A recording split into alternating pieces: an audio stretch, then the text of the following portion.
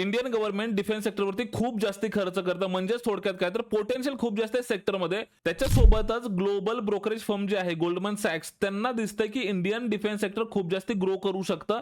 त्यांनी 58% पोटेन्शियल सांगितलंय अपसाइडचं. आता या ठिकाणी डिफेन्स सेक्टरमध्ये मल्टिपल स्टॉक्स आहेत, खूप चांगले चांगले स्टॉक्स आहेत आणि 100 रुपयामध्ये ह्या सगळ्या स्टॉक्समध्ये कसे इन्व्हेस्ट करायचे ना मी तुम्हाला एका मिनिटामध्ये सांगतो. क्या बात कर रहे हैं? सो तुम्हाला काय करायचे, धनच्या प्लॅटफॉर्म वरती यायचे, सर्च करायचे defence ETF. Okay, that's it.